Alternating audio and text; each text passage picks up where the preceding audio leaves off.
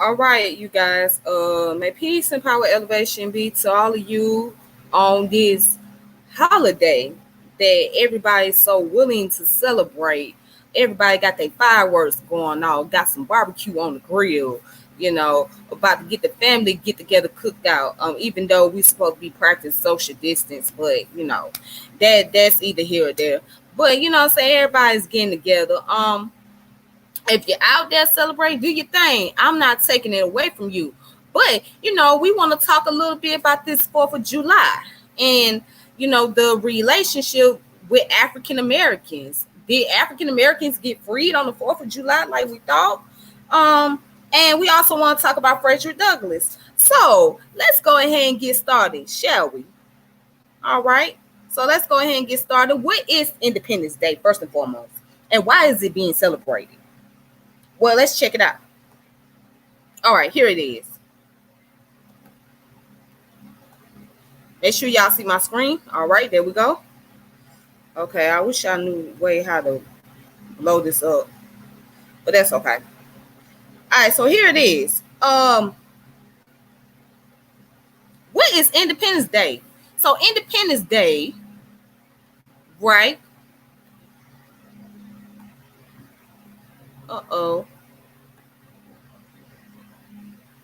There go to highlight. Independence Day, colloquially the 4th of July or July 4th. It's a federal holiday in the United States commemorating the Declaration of Independence of the United States on July the 4th, 1776. The Continental Congress declared that the 13 American colonies were no longer subject or subordinate to the monarch of Britain, King George III. Yes, the 13 colonies were under the control of the Great Britain government. Yes, those 13 colonies. So if you guys don't know the 13 colonies, I can pull that up for you. All right. And were now united, free, and independent states. The Congress had voted to declare independence 2 days earlier on July 2nd, but it was not declared until July 4th.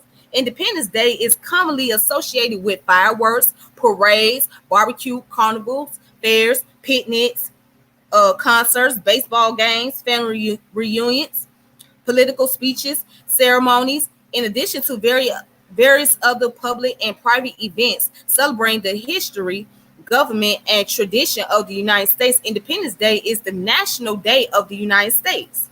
All right, so that's what Independence Day is. Now, let's get into a little bit of background how Independence Day came about, or what took place, what transpired into this.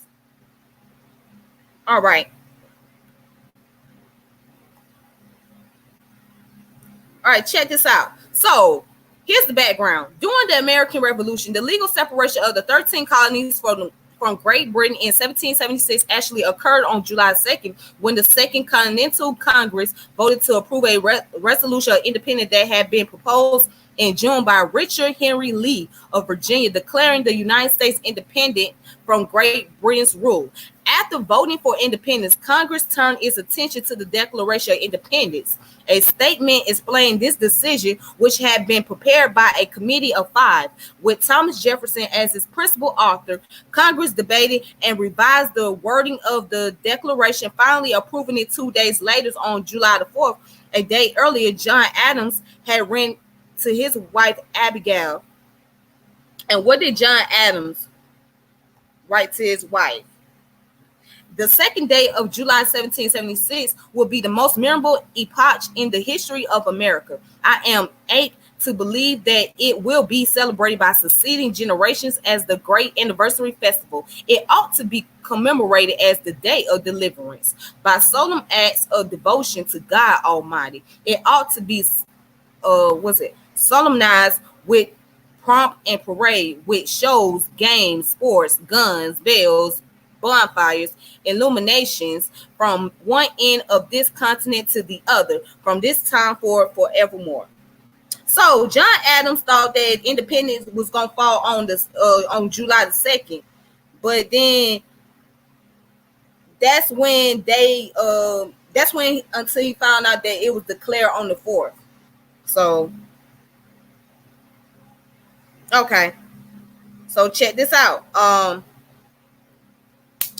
Adams' prediction was off by 2 days. From the outset, Americans celebrated independence on July 4th, the date shown on the much publicized Declaration of Independence, rather than on July 2nd, the date the Resolution of Independence was approved in a closed session of Congress. Historians have long disputed whether members of Congress signed the Declaration of Independence on July the 4th, even though Thomas Jefferson, John Adams, and Benjamin Franklin all later wrote that they had signed it on that day. Most historians has concluded that the Declaration was signed nearly a month after its adoption on August 2nd, 1776, and not on July the 4th, as it commonly believed.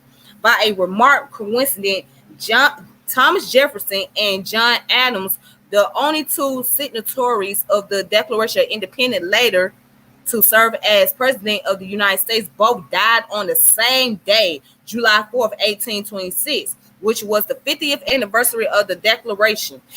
Jefferson even mentioned the fact only one other signatory, Charles Carroll of Carrollton, survived them, dying in 1832.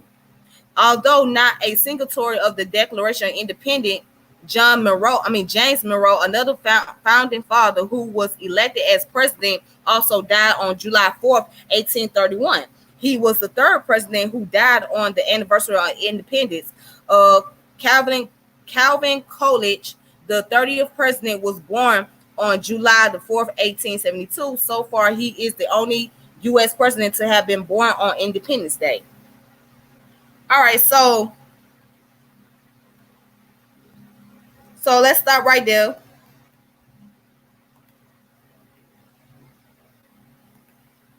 Okay, so as you can see, Independence Day, the reason why they were celebrating it because during the American Revolution, right, the colonists were going at it with the British people, and they wanted to get away from the British. They wanted to be away from their rule, and they wanted to be independent, because even though the people, you gotta remember, these Europeans, right, that was in America, or what we call today America, they came from Europe and they settled on into this land, and their descendants are of European descent. Okay, so even though they settled into a new land, which is known as the colonies at that time, right, it was still under the control of the British. Now, this is during 1776. Now, all the other states that we know of today, they weren't even thought of. They were just territories, okay? They were just other land, all right? They either was unclaimed territories, or they were just territories that was belonging to other states. Like, you had the Louisiana territory, right, which ran from Canada all the way on down to Louisiana. And then, you had the West Coast that was controlled by the Mexicans. Then you had Florida and all of that, which was ran by the Spanish people. But anyways, let's get back to the point. So yeah, let's look at what the 13 colonies was real quick. Just real quick. 13 colonies.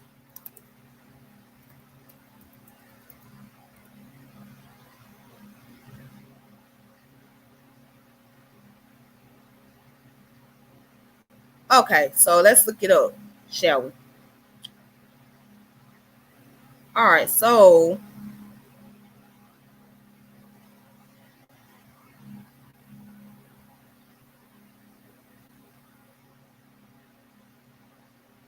first of all, what are colonies? That's the question. What are colonies? All right, so let's look at what a colony is. A colony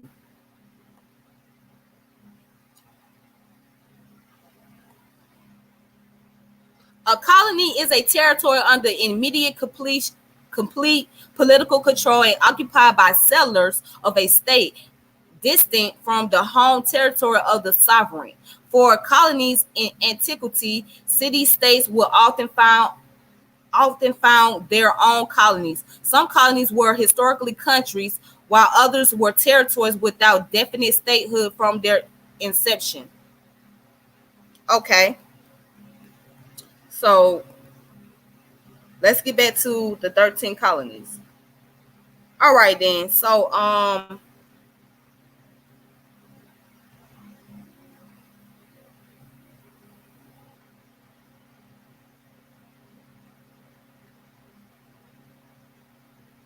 right, here we go. So New England colonies. Yes. Oh, have you noticed that you got New England, New York, and all that stuff that was named after the countries in Europe, right? So it's like the re-establishment of those European countries, basically speaking. So, but anyways, let's get down to the point. Province of Massachusetts Bay. All right, Massachusetts was considered as a colony. All right, the province of New Hampshire, that was a colony. All right, Connecticut was a colony. Rhode Island was a colony. All that was New England. Okay, all that was New England. Now the middle colonies. Delaware was a colony. New York was a colony. New Jersey was a colony. Philadelphia was a colony. All right. Virginia was a colony. Maryland was a colony. The Carolinas was a colony. North Carolina and South Carolina and Georgia was a colony. So with that being said, all these 13 colonies was under the British control. Yeah, it was ran by King George. So that's what Georgia is named after, King George. All right. He ran those colonies. He was in control. So at the end of the day, even though these people settled into this land, they still had to pay taxes to the British people because the British was the ones that was in control of it. And the colonists said, we getting tired of paying taxes. We getting tired of being under your leadership. We want to be in control of our own territory. We in a whole nother land. Let us do what we want to do. So, yeah. All right. So now with that being said, let's get down to African Americans and how did they play their role in American Revolution. So I know that was kind of boring, but you got to get down to the subject matter. All right, so let's look at African Americans in the Revolutionary War. All right, there we go. There go the article right there.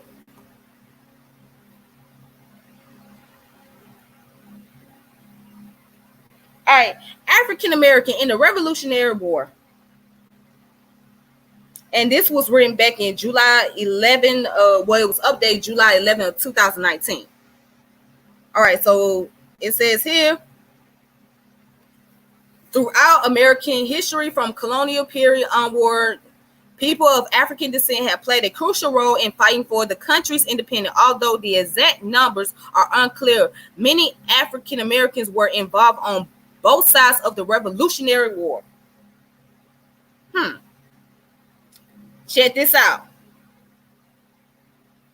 And it says, the first African slaves arrived in the American colonies in 1619 were almost immediately put into military service to fight against the Native Americans.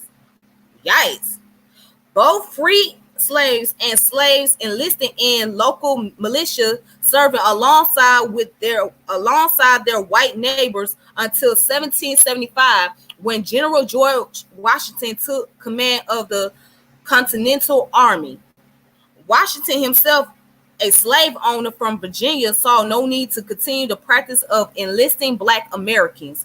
Rather than keeping them in the ranks, he released through General Horatio Gates, Horatio Gates, order in July 1775, saying, "You are not to enlist any desert from the ministerial army, nor any stroller, Negroid, or I think it's pronounced as vagabond. Yeah, vagabond or person suspect of being an enemy to the liberty of America." So they felt like the Negro was a suspect and slash the enemy of the liberty of America. Like many of his compatriots, including Thomas Jefferson, Washington did not see the fight for American independence as being relevant to the freedom of black slaves. Let's read that again. Like many of his compatriots, including Thomas Jefferson, Washington did not see the fight for American independence as being relevant to the freedom of black slaves. In October of that same year, Washington convened a council to reevaluate the order against blacks in the military. The council opted to continue the ban on African American service, voting unanimously to reject all slaves and by a great majority to reject Negroes altogether. Now you heard that right. You heard that right. Okay, you heard that right. So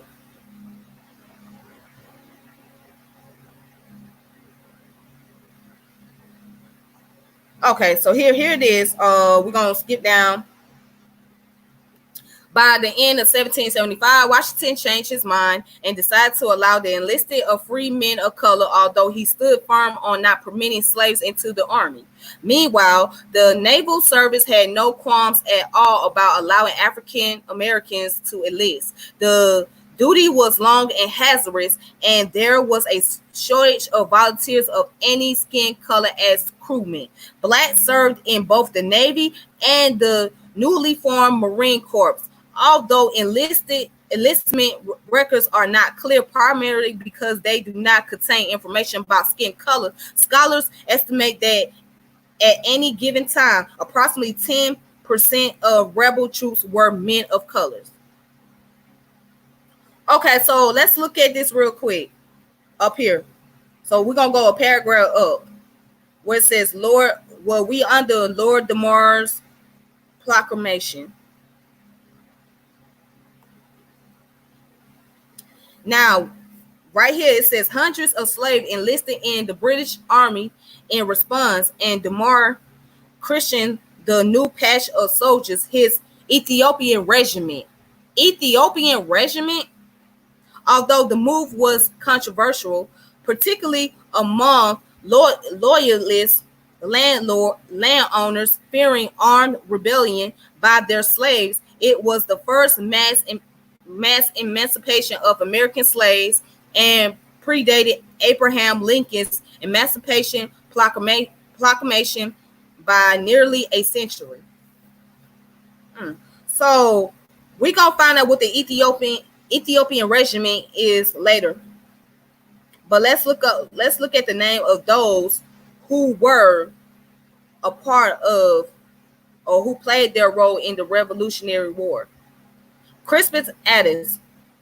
Historians generally agree that Crispus Attucks was the first casualty of the American Revolution. Attucks is believed to have been the son of an African slave and a Natak woman named Nancy Attucks. It is likely that he was the focus of an advertisement placed on the Boston Gazette in 1750, which read, "Ran away from his master William Brown from Framingham on the 30th of September last, a mulatto fellow about 27 years of age named Crispus, his 6 feet 2 inches high, short curled hair, his knee nearer together than common, had on a light colored bearskin coat."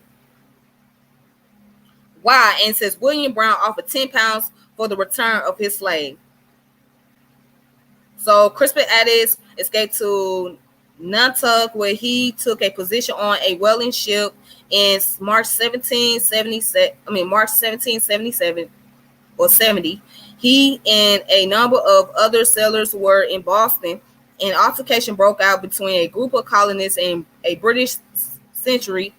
Townspeople spilled into the streets, as did the British 29th Regiment. Eddins and a number of other men approached with clubs in their hands. At some point, the British soldier fired up the crowd. Eddins was the first of 5 Americans to be killed.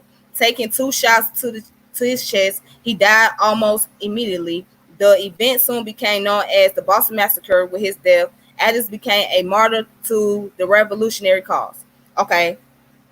Then you have another one named Peter Salem.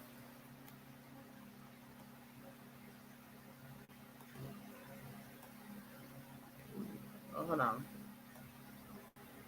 Then you got another one named Peter Salem. Distinguished himself for his bravery at the Battle of Bunker Hill, in which he was credited with the shooting of British officer Major John Pitcairn.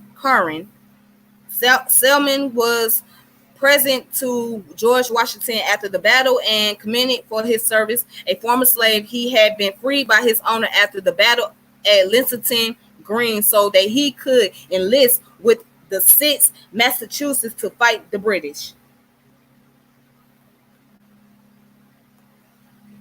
Okay, and so it says, although not much is known about Peter Salmon prior to his enlistment, American painter John Trumbull captured his deeds at Bunker Hill for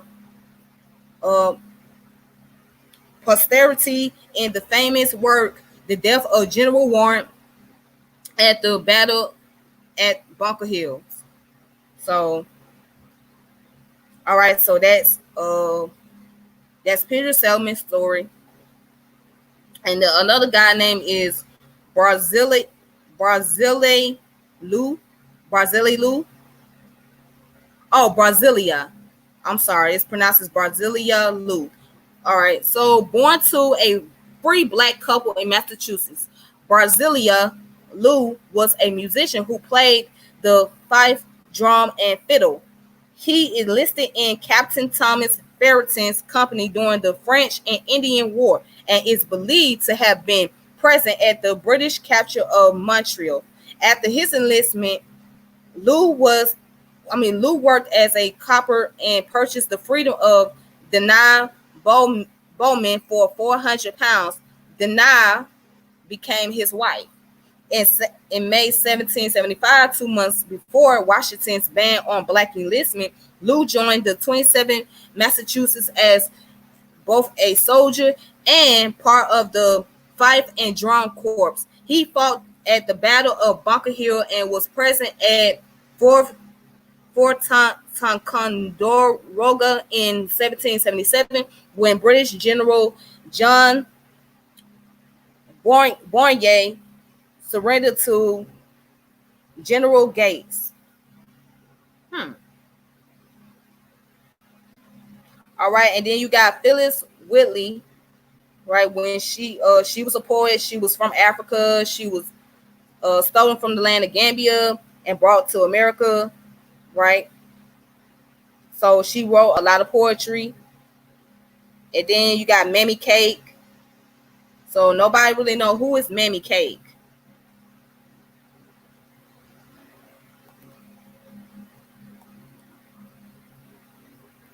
All right, although her true name has been lost to history, a woman nicknamed Mammy Cake was enlisted by the family of Colonel Steve Hurd, who would later go on to become the governor of Georgia. In 1779, following the Battle of Kettle Creek, Hurd was captured by the British and sentenced to hang. Kate followed him to prison, claiming she was there to take care of his laundry, not an uncommon thing at the time. All right. Kate, who by all accounts was a good sized and sturdy woman, arrived with a large basket. She told the sentry she was there to collect her soiled clothing and managed to smuggle her small stature owner out of prison, tucked safely away in the basket. Following their escape, Hurd freed Kate, but she continued to live and work on his plantation with her husband and children. Of note, she died. Kate left her 9 children to Hurd's descendant. Wow.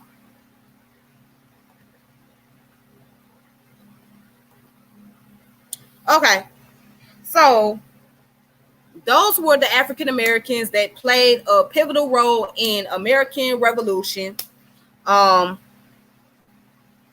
So the question is, many people want to know, did a lot of them earn their freedom? Well, you've seen that some did, but let's read a little bit more. And then we're going to get to what Frederick Douglass had to say. And then we're going to end this video.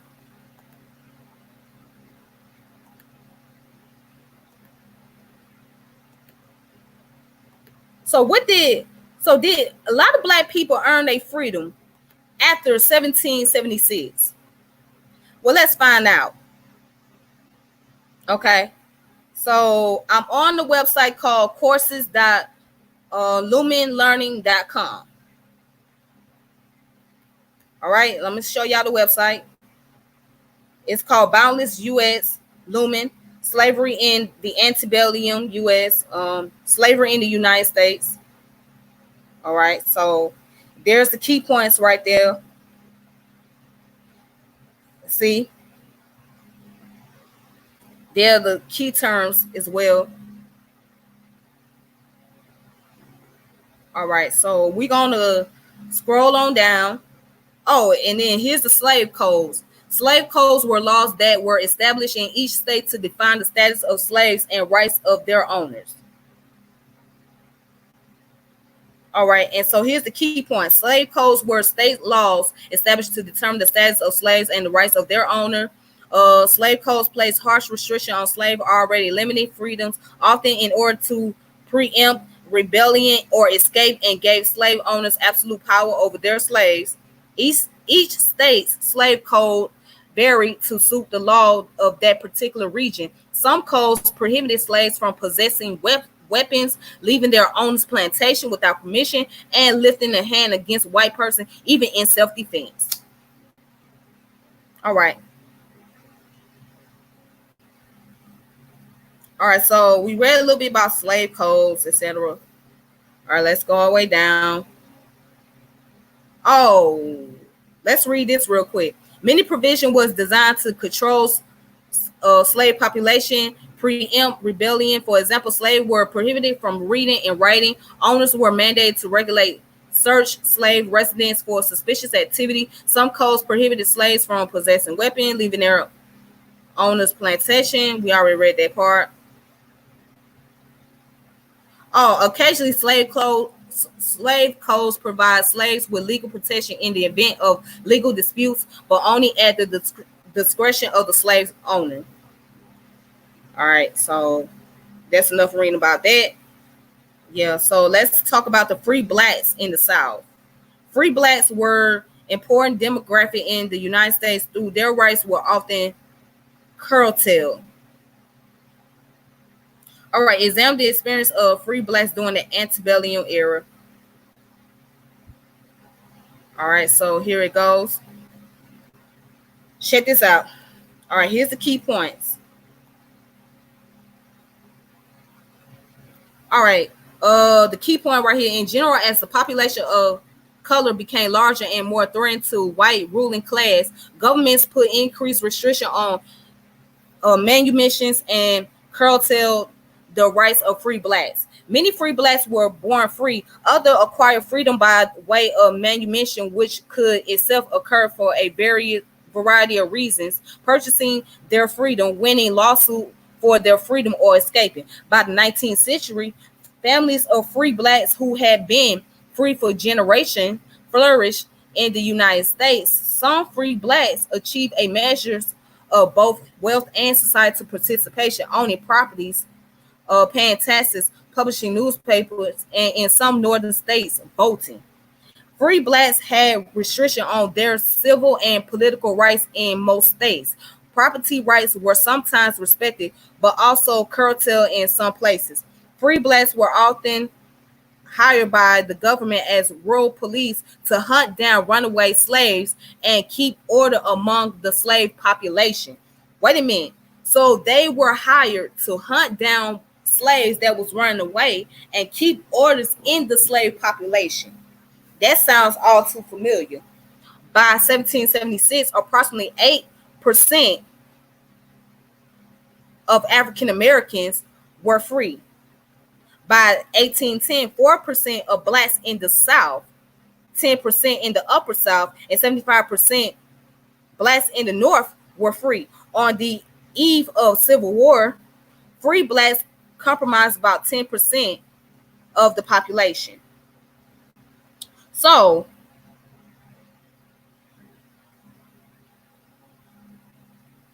check this out.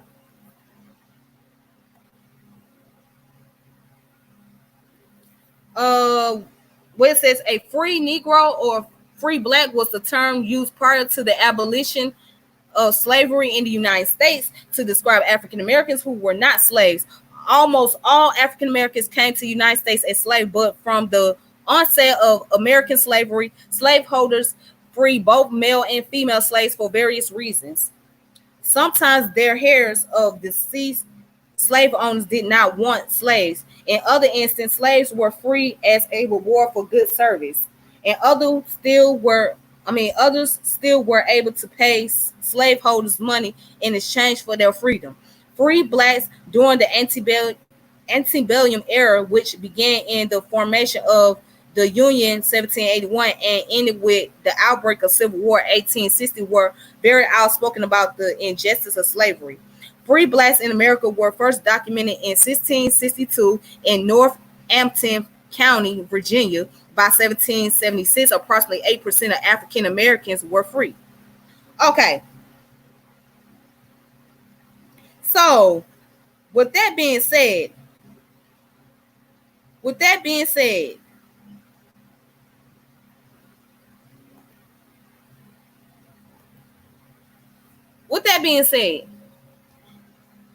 around 1776, okay, this was during the time once the 4th of July was considered as Independence Day. Only 8% of African Americans was free. So what I'm saying is, just because you had African Americans that fought during those time periods does not mean that all of them were free. Only some of them earned the privilege of having freedom. However, even when they did have freedom, they did not have they didn't have rights. So they were free, but they didn't really have rights. What type of right? Most of them couldn't even own properties. Most of them couldn't even find work. So yeah, there was only a few selective of slaves that were free during that time. And we're talking about, according to this article here, 1776, only 8% of slaves were free. So that means everybody wasn't free. So you still had African people that were still in slavery during Independence Day. And when those that did fought in the wars, they either died. Or they went back to being slaves for their slave owners and had to pay their slaves owner in order to earn their freedom. Or some of the slaves owner were courteous enough to say, okay, you're free to go now because you did a good service.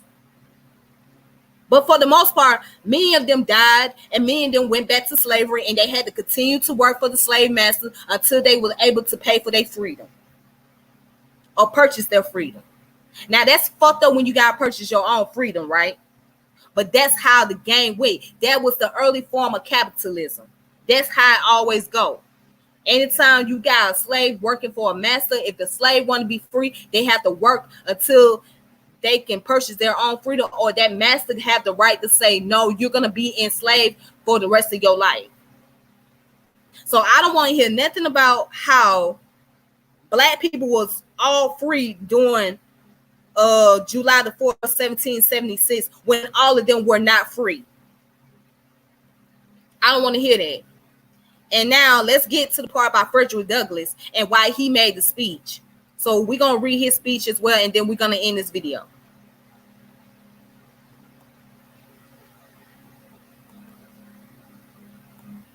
All right, let's go ahead. Let's go down to Frederick Douglass. Let's see what Mr. Douglass had to say.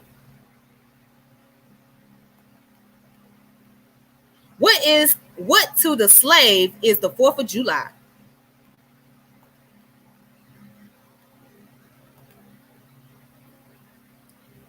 All right, so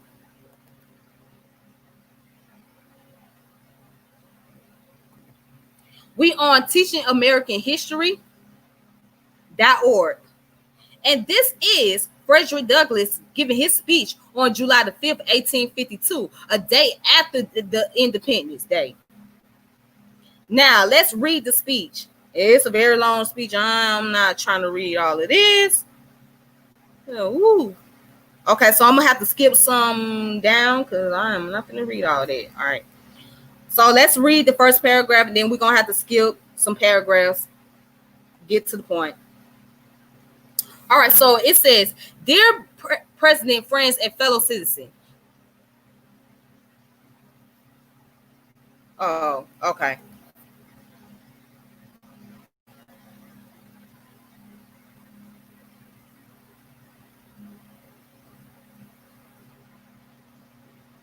Okay, I think this is it. Is this it? Okay, there we go. All right. It says, dear Mr. President, friends, and fellow citizens. He who could address this audience without a quelling sensation has stronger nerves than I have.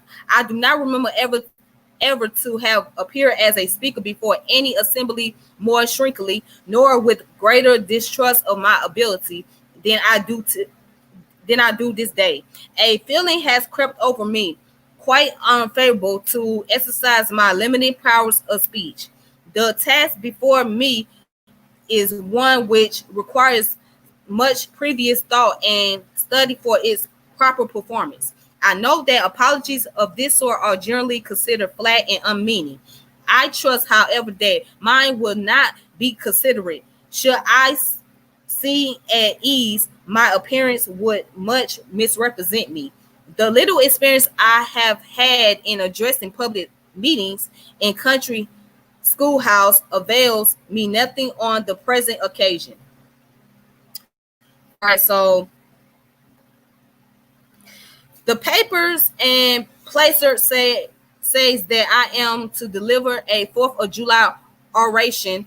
This certainly sounds large and out of the common way, for it is true that I have often the privilege to speak in this beautiful hall and address many who now honor me with their presence, but neither their familiar faces nor the perfect gait I think I have a Horatian hall seems to free me from embarrassment.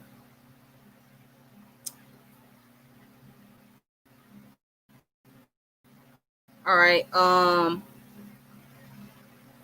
The fact is, ladies and gentlemen, the distance between this platform and the slave plantation which I escaped is considerable, and the difficulties to overcome in getting from the latter to form are by no means slight. That I am here today is to me a matter of astonishment as well as of gratitude. You will not therefore be surprised if in what I have to say I invent no elaborated preparation nor grace my speech with any high sounding exodorum. With little experience and with less learning, I have been able to throw my thoughts hastily and perfectly together, and trusting to your patient and generous indulgence, I will proceed to lay them before you. All right, so here it goes. This is a long speech. I ain't trying to read all this. This, for the purpose of this celebration, is the 4th of July. It is the birthday of your national independence, of your political freedom. This to you is what the Passover was to the emancipated people of God. It carries your minds back to the day and to the act of your great deliverance, and to the signs and to the wonders associated with that act and that day. This celebration also marks the beginning of another year of your national life, reminds you that the Republic of America is now 76 years old. I am glad, fellow citizen, that your nation is so young. 76 years, though a good old age for a man, is but a mere speck in the life of a nation.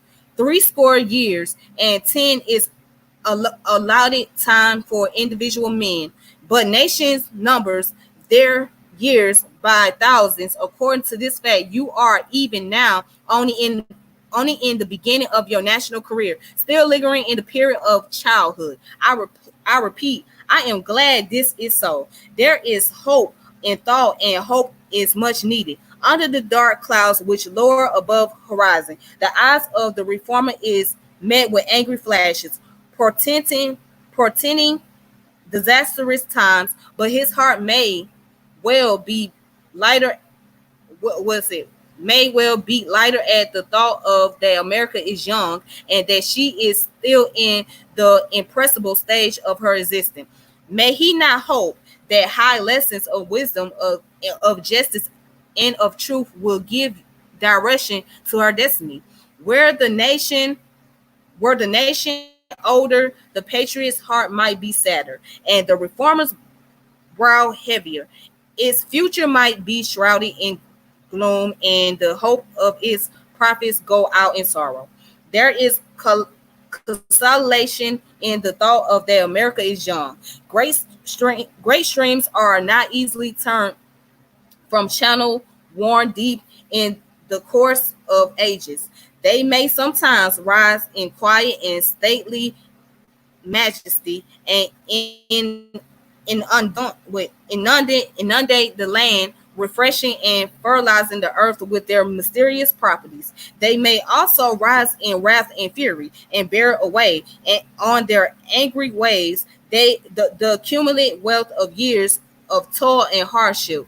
They, however, gradually flow back to the same old channel and flow on as serenely as ever. But while the river may not be turned aside, it may dry up and leave nothing behind but the withered branch and the unsightly rocks to house the abyss sweeping wind, the sad tales of the party glory as with rivers, so with nations. Okay. All right. So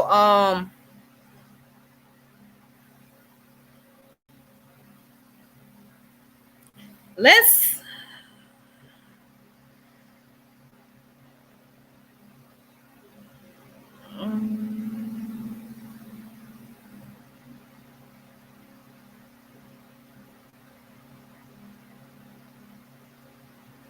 okay. So let's go ahead and skip down to the part that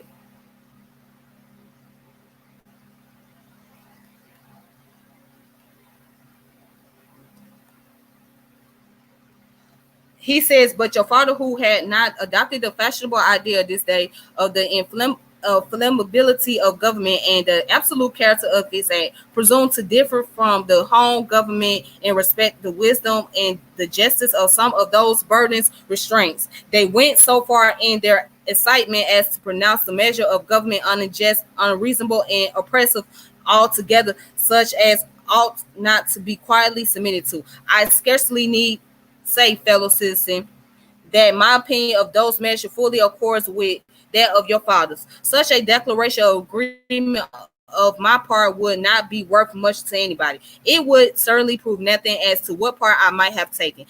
Had I lived during the great controversy of 1776, to say now that America was right and England wrong is exceedingly easy. Everybody can say it.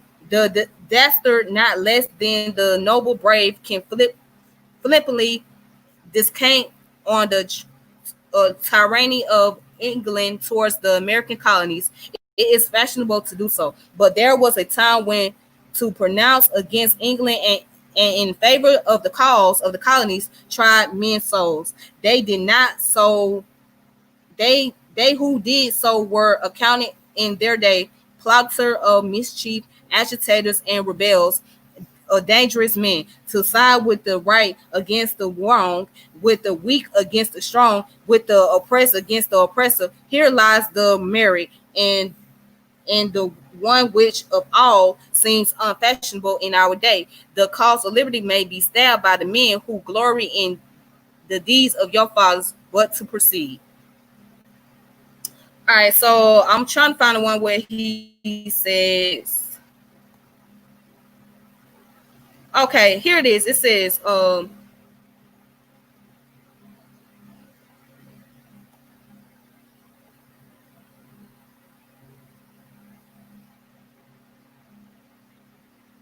he goes on to talk about 1776. On the 2nd of July, 1776, the Old Continental Congress, to dismay of the lovers of ease and the worship of property, clothed that dreadful ideal with all the authority of national sanction. They did so in the form of a resolution, as we seldom hit upon resolution drawn up in our days, whose transparency is all at all equal to this. It may refreshing your minds and help my story if I read it. Resolve that these united colonies are and of right ought to be free and independent states, that they are absolved from all allegiance to the British crown, and that all political connection between them and the state of Great Britain is and ought to be dissolved.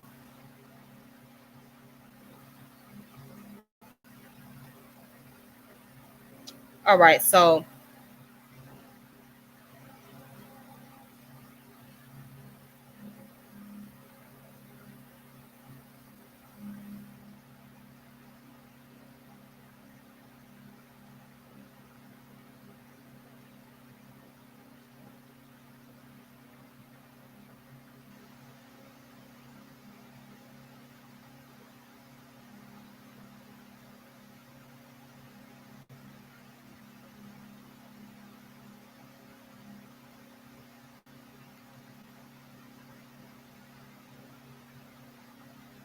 all right, so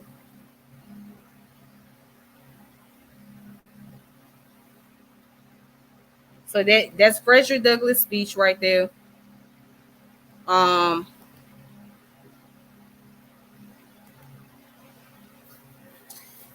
yeah, so basically Frederick Douglass feel like, hey, this is your nation.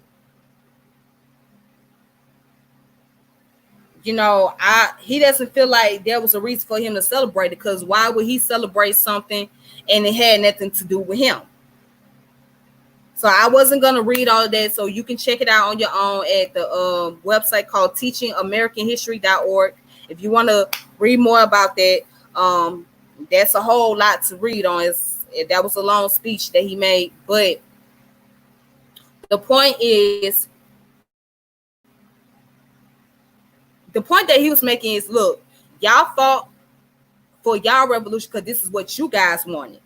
This is what you guys wanted for yourself. You guys wanted to prove the British that y'all was able to be an independent nation and y'all was able to be in control.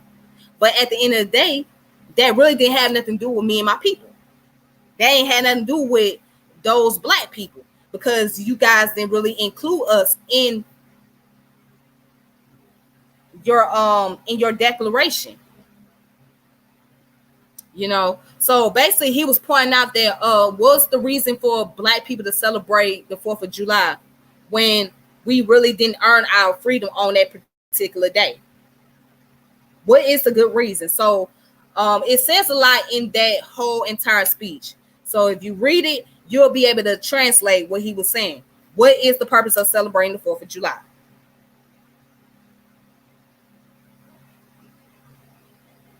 We dealt with a lot of sorrow as a people. We was too busy fighting for our freedom. And we was promised freedom, but we all didn't get that freedom. Right? Everybody was out, every last one. Not all our ancestors got their freedom. Some of them did, most of them didn't. So when America fought for their independence, that was for the white men, basically, in particular, to say, hey, we're going to be in control. They were battling amongst each other because they wanted to take control of a land that has been invaded. They want to be able to make all the rules. So the fight was really about them more so than about freeing the slaves or about anybody else. It was more so about catering to their needs, giving them more power and restriction. So that's how white supremacy came about. Because you had a battle of both colonies. I mean, not both colonies. You had a battle of the colonists and the British fighting amongst each other, seeing who gonna earn power, who gonna have power over a country or over a land. So now that the colonists got power, guess what? It's still been ran by white folks. Right? Yeah, you had some black people that was in office. Yeah, you had some black people that fought. But guess what? It was white people that was controlling the narrative. It was white people that was running the shit. And that was with the shit. It was white people that was telling, making all the laws and the rules.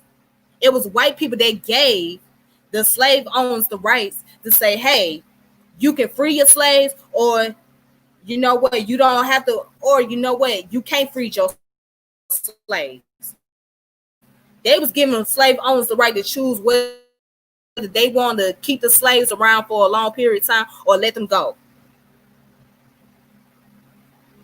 So yeah, even the free blacks, yeah, they were used by the white man to do the white man's dirt. That's all. So the free blacks didn't really have as much power and say so. They didn't have that much power and say so. So they were used to do the white man's dirt. So as I read to you on that other article, the free blacks were used as policemen, if you will, to capture slaves who were running away from the plantation, and their job was to bring them back, and their job was to control the slave population. That's all they was good for. They didn't have that much power. They didn't have that much say so. They couldn't run no country. They couldn't really run a government. They couldn't be in the House of Congress. And if they were in the House of Congress, their voices wasn't really heard. Even if you did have black governors, you're not going to hear much about them in history books. But anyways, with that being said, I'm not trying to take up nobody's time. I appreciate you guys that was watching. And if you're out there celebrating, doing your thing, I'm not stopping you. You do what you want to do. That's your life. But I already had my Independence Day. And my Independence Day was June 19th. That was my Independence Day. So everybody else do their own thing. So anyways, though, I'm finna go ahead and log off of here and get my day started. So I hope you guys have a wonderful day. And I hope you guys be safe. And be careful. Yes, this pandemic is still going around. We're still dealing with this coronavirus. So please be safe out here. All right. And until next time, we will talk more, and I will make sure I do daily Black history as usual. Also, I will also come up with various topics. So I will keep you guys posted. So if you're watching from my YouTube channel, make sure you subscribe to the channel and like it and share it. If you're on my Facebook page, you can go ahead and share my Facebook. That's on you. But other than that, you guys have a wonderful day. And that's it. Deuces. All right, take it easy. May peace and power elevation be to all of you.